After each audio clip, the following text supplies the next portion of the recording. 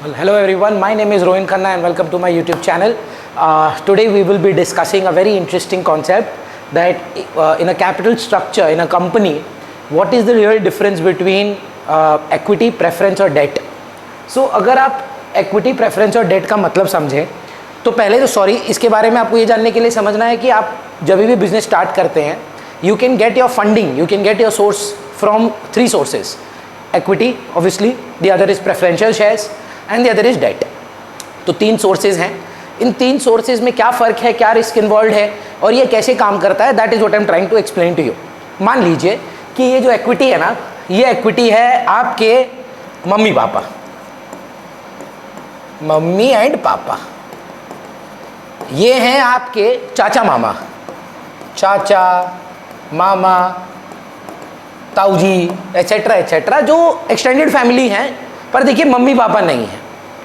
Date हो गए आपके पड़ोसी, ये बहुत अच्छे लोग हैं पर देखिए ये कभी फैमिली नहीं बन सकते, इनका हमेशा कोई ना कोई एक एजेंडा रहता ही है. तो ये मतलब बहुत अच्छे पड़ोसी होते हैं, love the neighbour, but they can never be the family, right. अगर आप ये डिफरेंस समझते हैं तो आपके लिए इक्विटी, प्रेफरेंस और डेट खत्म. For example, on the basis of let's say status,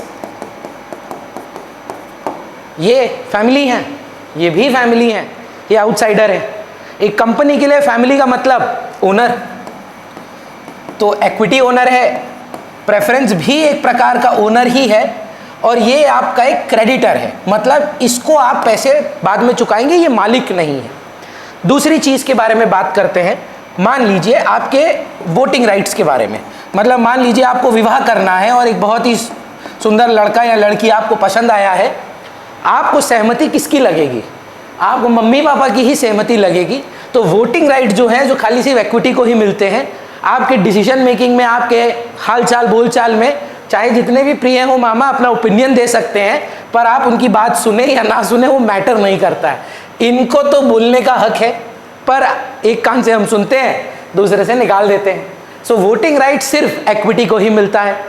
repayment की अगर बात करें, सोचिए ना, अगर आपने अपने मम्मी पापा से पैसे लिए हैं, चाचा और मामा से पैसे लिए हैं और पड़ोसी से पैसे लिए हैं, और खुदा ना खास्ता कुछ ऐसा होता है कि you fall in a problem and now you need to liquidate, मतलब आपको अपना बिजनेस बंद करना पड़ रहा है. तो सबसे पहले आप अपना पैसा क्या मम्मी पापा को चुकाएंगे, चाचा मामा को चुकाएंगे, कि जो एक्सट्रीम बाहर वाला है, जो घर वाला ही नहीं है, उसको सल्टाएंगे? तो सबसे पहले in order of preference, 1 to debenture holder debt, second to the preference share holder, और फिर अगर कुछ बचा ना तो मम्मी पापा बोलते हैं ठीक है बेटा, अगर कुछ बच गया, अगर सबको हटाने के बाद, बाहर वालों को देने के बाद, चाचा मामा को रीपे करने के बाद अगर कुछ बच जाता है तब फिर हमको देना. अगर रिवॉर्ड का बात करें, रिवॉर्ड में इनका होता है डिविडेंड, इनको भी मिलता है डिविडेंड, और इनको मिलता है सर इंटरेस्ट, ब्याज. अब सोच के देखिएगा, बहुत इंटरेस्टिंग कॉन्सेप्ट है. पड़ोसी से आपने जब पैसे लिए, उसको फर्क नहीं पड़ता है कि आपको प्रॉफिट है कि लॉस है, कितना प्रॉफिट है कितना लॉस है. अगर उसने आपको 10 लाख रुपए दिए हैं ना, आप अगर भूखे भी मर रहे हैं, आपको उनको इंटरेस्ट का पैसा चुकाना पड़ेगा. Interest will be paid irrespective whether there is profit और loss, so interest has to be paid. चाचा मामा भी कुछ इसी प्रकार के हैं, पर इतने खड़ूस नहीं है. चाचा मामा क्या बोलते हैं, प्रेफरेंस शेयर क्या बोलते हैं, ओनली एट प्रॉफिट्स, अगर प्रॉफिट हो बेटा तो हमको मेरा फिक्स्ड रेट ऑफ डिविडेंड, हम इनकी तरह एक फिक्स्ड रेट पे काम करते हैं. आप चाचा से लोन ले कि आप पड़ोसी से लोन ले, दोनों आपको बोलेंगे कि हमको इतना ब्याज, इतना डिविडेंड तो देना ही पड़ेगा. अब अगर लॉस हुआ, प्रॉफिट हुआ, पड़ोसी को तो देखिए आपको देना ही पड़ेगा. पर चाचा मामा थोड़े घर वाले हैं, वो क्या बोलते हैं कि देखो बेटा, अगर प्रॉफिट होना तो ही देना, वरना मत देना. मम्मी पापा तो आप देखिए, मम्मी पापा हैं, उनका तो कोई सब्स्टिट्यूट नहीं होता है. बेटा जो तेरा मन हुआ ना, अगर तो प्रॉफिट है बहुत ज़्यादा, तो भी देने का कोई कंपल्शन नहीं है. बेटा तुम हमारे पुत्र हो, हम तुमको पैदा किए हैं, अगर तुम्हारा जो मन बने, अगर तुम्हारी इच्छा हो, माँ बाप को देखना है, तो आप अपने मन से जो ठीक लगे, रेट ऑफ डिविडेंड भी फिक्स्ड नहीं है. ये भी नहीं कि इतना तो देना ही पड़ेगा. There is no rate of dividend fixed on equity shares. You will decide, the board will decide the equity which is proposed at the annual general meeting. So ये रिवॉर्ड की बात करते हैं. फिर अगर आप बात करें कि इन टर्म्स ऑफ स्टेटस तो हमने कर लिया, वोटिंग राइट्स भी कर लिया, रिपेमेंट भी कर लिया. हाँ, अगर आप बात करें पार्टिसिपेशन की कि कौन मैनेजमेंट में पार्टिसिपेट कर सकता है, तो जनरली इक्विटी शेयर होल्डर्स के ना कुछ मीटिंग्स होती हैं जहाँ पे उनके अप्रूवल लगते हैं, कुछ ऑडिटर को रखना पड़ता है. प्रेफरेंस के दो प्रकार के होते हैं. देखिए, कई बार हम लोग अपनी जॉइंट फैमिली में रहते हैं ना, तो कुछ प्रकार के चाचा मामा मम्मी पापा जैसे बन जाते हैं.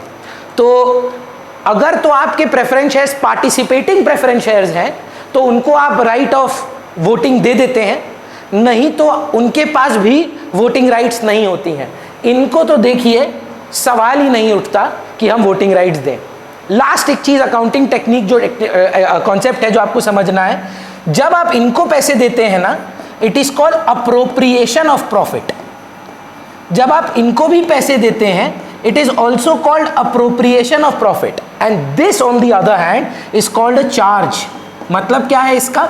अगर आपने प्रॉफिट कमाया है 6 लाख रुपए का और आपने इंटरेस्ट डिबेंचर होल्डर को दिया है 1 लाख रुपया, तो आप नेट प्रॉफिट फिर 5 लाख का बोलेंगे.